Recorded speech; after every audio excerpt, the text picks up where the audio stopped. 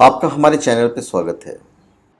इस वीडियो में हम आपको बताएंगे कि शेषनाग पृथ्वी को अपने फन पर क्यों धारण किए हुए हैं, किसकी आज्ञा पर। इसमें दो बातें हैं जो मैं आपको बताने चाह रहा हूँ। धार्मिक ग्रंथों में ऐसा वर्णन मिलता है कि धरती शेषनाग के फन पर टिकी हुई है, और आपने कई बार लोगों को कहते सुना भी होगा कि धरती शेषनाग के फन पर ही टिकी हुई है। लोग इससे आपने सुना है। शेषनाग द्वारा पृथ्वी को अपने फन पर धारण करने का वर्णन महाभारत के आदि पर्व में ही मिलता है। और महाभारत की इस कथा के अनुसार ब्रह्मा जी के 6 मानस पुत्र थे। दूसरी तरफ जब आप गीता पढ़ते हैं तो भगवान श्री कृष्ण ने नागों में शेषनाग को अपना स्वरूप बताते हुए कहा है कि मैं नागों में शेषनाग हूं। तो भगवान शेषनाग 1000 फनों वाले, कमल के नाल की तरह श्वेत रंग के और मणियों से मंडित हैं। नीले वस्त्र धारण करते हैं और उनका आकर्षण विग्रह समस्त जगत का आधार है। तो ब्रह्मा जी के 1 मानस पुत्रों में से एक मरीचि भी थे, और उनका एक पुत्र था जिनका नाम था प्रजापति। ऋषि कश्यप ने दक्ष प्रजापति की 17 पुत्रियों से विवाह किया था, और उनमें से एक का नाम था कद्रु। तो जो कद्रु थी, उनकी एक पत्नी का नाम विनीता भी था। तो इन दोनों में हमेशा एक द्वेष रहता था। विनीता की तरफ से इतना द्वेष नहीं था, पर कद्रु की तरफ से जरूर था। अब एक बार विनीता और कद्रु घूम रहे थे, तभी उन्हें घोड़ा दिखाई दिया, और कद्रु ने कहा कि घोड़ा सफेद है, परंतु इसको पूंछ काली है। इस पर विनीता ने कहा कि घोड़ा पूरा सफेद है। अब इस बात पे दोनों ने शर्त लगा ली, और वहां पे कद्रु ने अपने पुत्रों से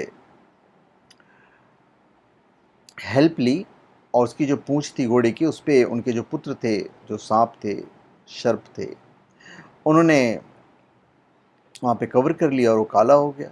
और इस तरह से वो छल द्वारा शर्त को जीत जाती है। और ये सब शेषनाग देखते हैं, जो सबसे बड़े भाई थे, और उन्हें बड़ा दुख होता है और वो छोड़कर चले जाते हैं। फिर हिमालय और गंधमादन के पर्वत पर तपस्या करने चले जाते हैं शेषनाग, और इसे हवा के सहारे जीवन यापन करने लगते हैं।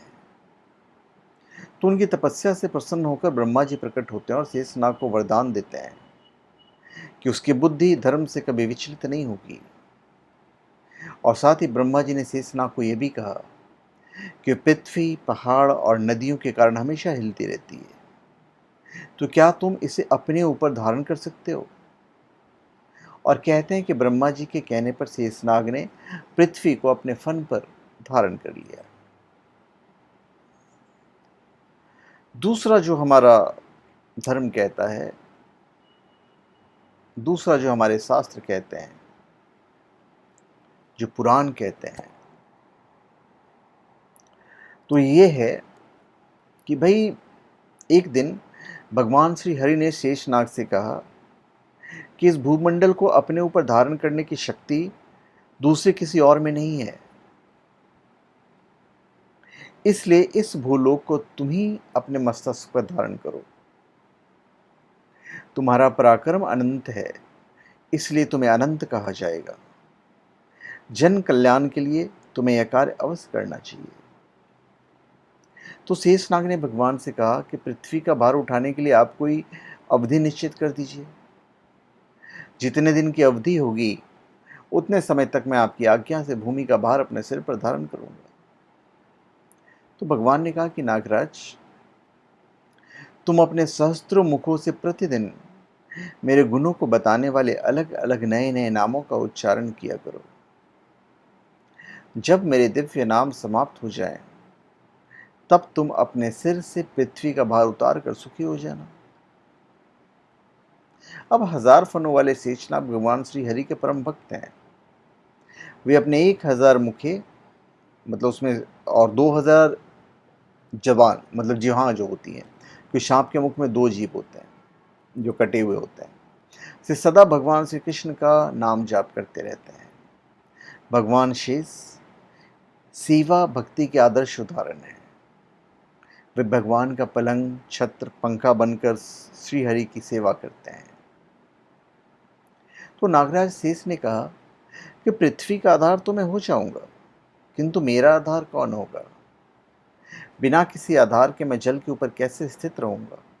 तो भगवान कहते तुम इसकी चिंता मत करो, मैं कच्छप बनकर तुम्हारे महान भार से युक्त तुम्हारे विशाल शरीर को धारण करूंगा। तब नागराज शेष भगवान श्रीहरि को नमस्कार कर पाताल से लाख योजन नीचे चले जाते हैं और फिर पृथ्वी को अपने फन पर रख लेते हैं। अब ब्रह्मा जी की प्रेरणा से अन्य नाग भी उनके पीछे पीछे चले जाते हैं। कोई अतल में, कोई वितल में, कोई सुतल में, कोई महातल में और कितने ही तलातल और रसातल में जाकर रहने लगे। तो ब्रह्मा जी ने उन सर्पों के लिए पृथ्वी पर रमणक द्वीप प्रदान किया है। तो ये भी एक कथा है।